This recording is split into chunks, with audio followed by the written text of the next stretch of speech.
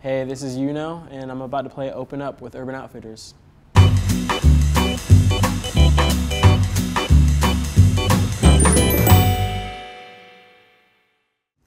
Wait, how does it start again? Y-E-L-L-O-W. Let's see, 4. 1, 2, 3, 4.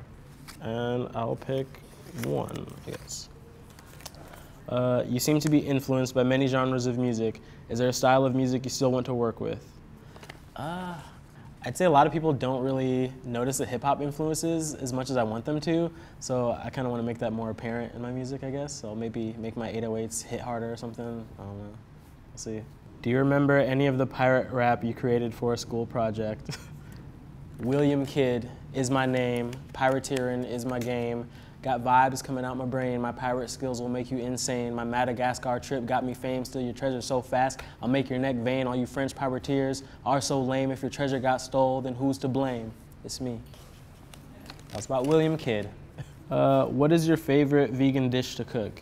I'd say my favorite would be these jackfruit baos that I make with I make it with jackfruit and like some 5-spice. Some kimchi I throw in there too, crushed peanuts, some coconut sugar, all that. That's my favorite thing to cook. It's delicious. On your new Moody EP, you played all the instruments yourself. What was it like to form a band for live shows?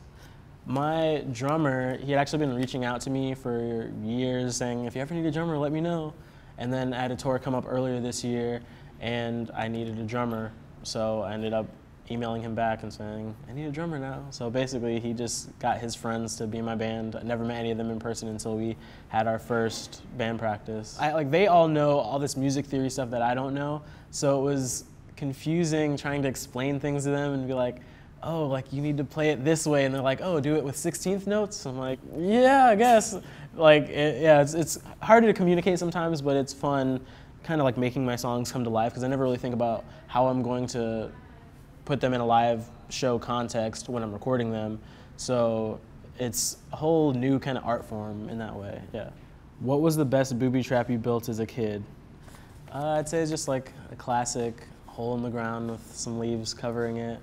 I would build a lot of those things in my grandparents' backyard and front yard just for fun. I never caught anyone, I don't think. How did the skate culture in Jacksonville shape your taste? I don't know if it wasn't really particular to Jacksonville. It was more of just skate videos and video games and stuff that I'd watch, and I'd hear music in them that I wouldn't really have heard otherwise. So all that stuff kind of influenced the music that I make today because it influenced music that I grew up listening to. Your moniker came from an old AIM screen name. What lyrics do you remember quoting in your away messages? I don't think I ever quoted any lyrics in my away messages. I just kind of was pretty straightforward with just, I'm away right now or something. But if I did, it probably would have been, I don't know, anything from like Bare Naked Ladies to Taking Back Sunday, maybe something about like Boom Anime Babes from Bare Naked Ladies song One Week. What excites you most about moving to New York? I like the fact that there's a lot of different cultures in New York, so you can kind of travel the world just by staying in one city. You can go like taste some of the best food from different places, kind of see different people's like style and just culture in general, I guess. There's a lot of different things to explore in New York. What shows were worth leaving the house for? I guess all of them, really, just because I don't leave the house very often. I'd say my favorite was MC Lars, which was the first show I'd ever been to. And it was just him on stage with his laptop, and that kind of showed me that like I could just make music by myself. I was always trying to make a band with my schoolmates, but they never would show up or like they never really commit to it. So then I realized I could make music by myself, and that's when I started doing that. Some of your songs appeared in TV shows. What was happening on the screen during those scenes? I had a song on this show where these kids were like hanging out by a swimming pool. Some people were in a bar eating and talking, and the song was just very quietly in the background.